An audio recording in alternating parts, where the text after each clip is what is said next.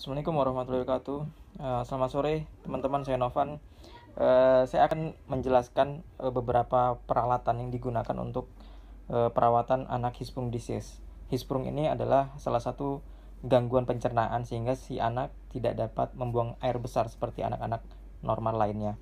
Baik, ini adalah alat-alat yang harus disiapkan untuk mendukung, mempermudah, kemudian memberikan kenyamanan untuk si anak terutama, dan kemudian kemudahan untuk bunda dan bapaknya untuk proses penggantian kantong stoma atau perawatan kantong stoma.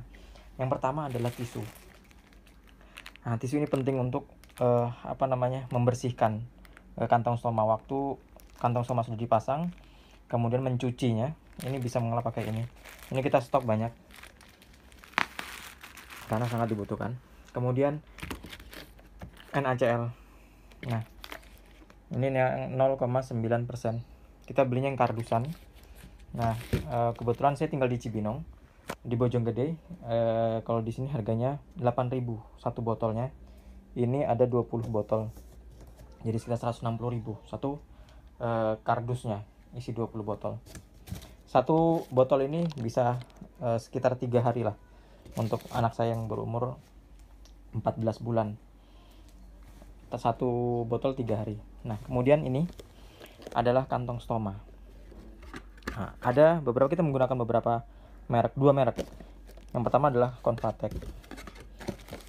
Nah, ini yang premiumnya. Kalau untuk kantong stoma, Convatec adalah merek yang merek favorit.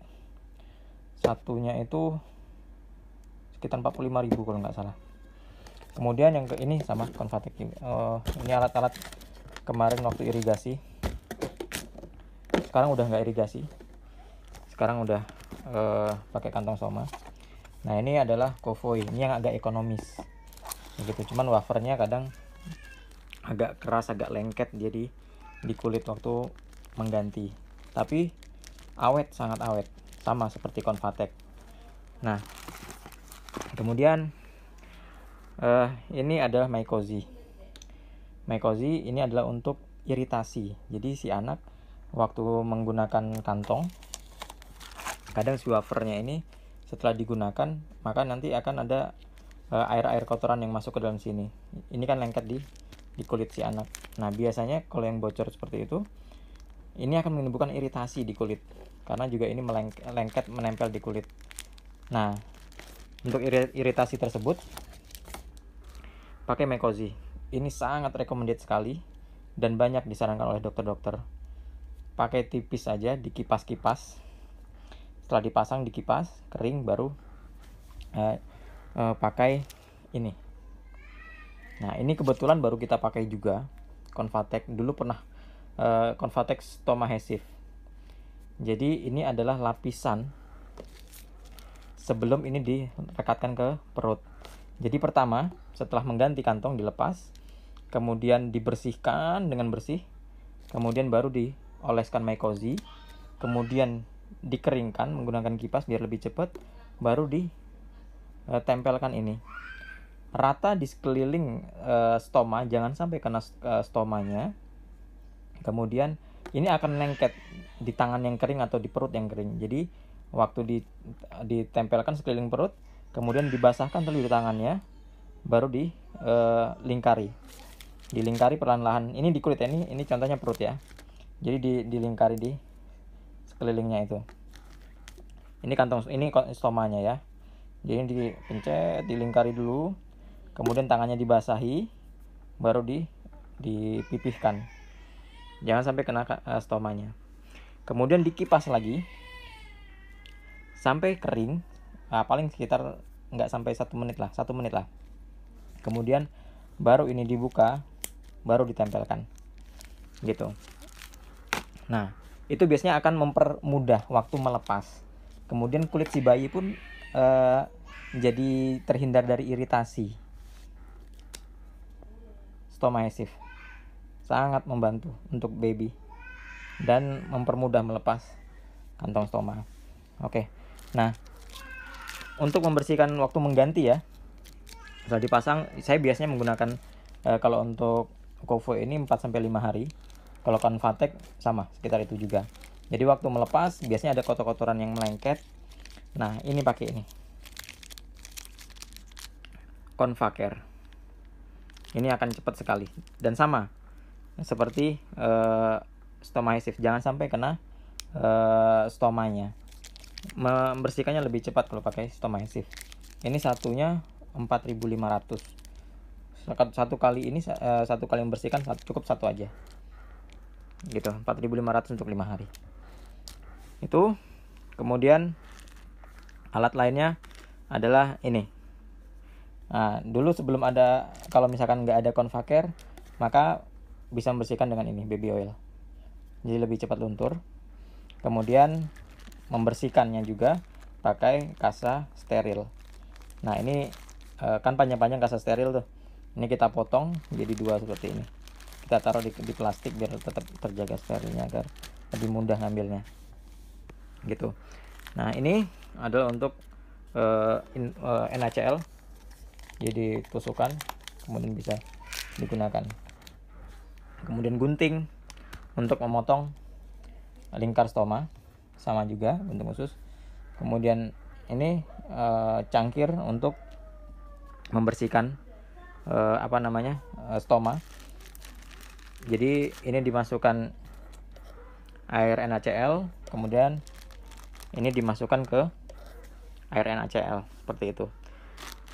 Ini adalah alat untuk mengganti kantong stoma.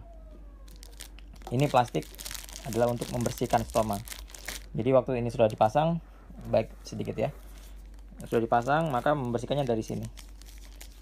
Nah, kemudian dimasukkan air infus, dikeluarkan, ditampung menggunakan plastik ini. Enaknya plastik 2 kilo. Jadi diameternya lebih lebar, jadi lebih leluasa untuk mengeluarkan kotoran. Gitu. Nah, ini adalah alat-alat yang disiapkan untuk membantu proses penggantian kantong stoma, membuat si baby nyaman, mempermudah bunda dalam mengganti kantong stoma. Baik. Kemudian ini adalah untuk busi Hegar. Nah, ini busi Hegar. Jadi untuk penderita spondylitis ini untuk menjaga elastisitas anus. Jadi karena buang air besarnya melalui stoma sehingga anusnya tidak digunakan. Nah, busi Hegar ini adalah untuk menjaga elastisitas si anus. Jadi ini akan dimasukkan ke dalam anus. Nah, biasanya sampai segini. Ini adalah ukurannya, ada yang kecil ini, kalau dilihat ada yang lebih kecil, sebelah sini lebih kecil. Maka ini dimasukkan, kemudian ini terus seperti itu. Ini lagi. Nah, sebelum menggunakan itu maka nanti kita menggunakan silokain. Ini adalah gel untuk mempermudah si busi Hegar ini untuk masuk ke dalam anus. Nah, saya menggunakan ini bekas botol sabun. Saya masukkan silokainnya ke dalam sini. Dimasukkan sehingga sudah tertampung di sini, baru saya masukkan ini. Masukkan, kemudian ini juga dimasukkan, baru dimasukkan ke anus si baby. Seperti itu. Nah, dimasukkan, bolak lagi, kemudian ganti lagi, basahi lagi, kemudian masukkan lagi, terus dibolak-balik sampai dengan yang terakhir ukuran 18 gitu. Nah, untuk yang 18 ini saat dimasukkan ditahan terlebih dahulu sampai 5 menit, ditunggu sampai 5 menit, wajib 5 menit agar lingkar diameter itu mencukupi untuk dioperasi nanti, seperti itu. Jadi selain untuk menjaga elastisitas, maka busi Hegar ini juga untuk memperbesar diameter saat nanti si baby dioperasi, normalisasi, alatnya bisa masuk ke dalam anus, seperti itu. Nah, kalau untuk ini lumayan mahal, ini 65.000, tapi ini wajib ada. Ini meredam nyeri juga. Jadi dulu pernah ganti pakai sabun, cuman baby nggak nyaman, mungkin nyeri atau pedes mungkin ya sabunnya. Jadi ini yang disarankan dari dokter dari awal. Kemudian ada saran dari teman-teman pakai sabun juga bisa. Nah, dokter juga mengatakan bisa pakai sabun kalau lagi nggak ada biaya. Cuman alhamdulillah dicukupi segala sesuatunya sehingga bisa menyiapkan silokan sehingga si baby lebih nyaman. Seperti itu. Ini adalah 2 proses untuk penderita Hirschsprung disease. Jadi mulai dari busi Hegar, kemudian kantong stoma, dan ini adalah alat-alat pendukungnya.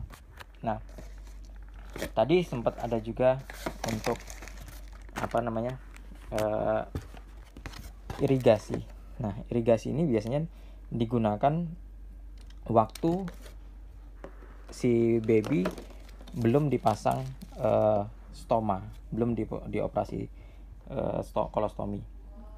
Jadi perut masih dalam kondisi belum dioperasi, buang airnya karena nggak bisa mengeluarkan kotoran dari anus, maka dimasukkanlah ini. Nah, ini batas masukkan ke bayi. Kemudian ini dikasihkan plastik, dimasukkan plastik ke dalam kantong plastik, kemudian baru dimasukkan ini ke anus. Nah, sampai di dalam barulah ini menjadi jalur untuk buang air besarnya, baru tertampung di sini. Dibiarkan sampai dengan berapa menit, kemudian setelah mencukupi sudah dibuang airnya, baru dilepas. Seperti itu. Ini adalah tahap awal sebelum operasi kolostomi. Seperti biasanya ini dijalankan 2 sampai dengan 1 bulan, 2 minggu sampai dengan 1 bulan, tergantung kondisi si baby. Paling itu aja. Mudah-mudahan sedikit informasi mengenai alat-alat Hirschsprung disease ini bisa membantu teman-teman untuk lebih menambah informasi sedikit pengalaman saya dalam merawat anak saya. Jadi inilah yang digunakan dan inilah yang sangat membantu, karena si Ainun ini dari lahir, anak saya namanya Ainun, Hirschsprung disease ini diderita dari lahir. Waktu lahir langsung 1 hari berikutnya langsung tidak bisa buang air besar dan divonis Hirschsprung disease. Jadi umurnya sekarang udah 14 bulan, maka sudah 14 bulan juga perjalanan Ainun berjuang dengan Hirschsprung disease ini, dan pengalaman kami dalam 14 bulan juga. Jadi berganti-ganti alat, kemudian tukar alat, tambah alat, seperti itu. Dan inilah yang paling nyaman untuk anak-anak, untuk versi saya dalam merawat Ainun. Seperti itu. Mudah-mudahan dapat membantu teman-teman. Buat yang mau tanya mungkin bisa DM langsung, komen, dan nanti kita diskusi lanjut di kolom komentar. Terima kasih. Sehat selalu, semoga cepat pulih dan anak-anak bisa kembali normal. Salam semangat, salam sehat, berkah selalu. Wassalamualaikum warahmatullahi wabarakatuh.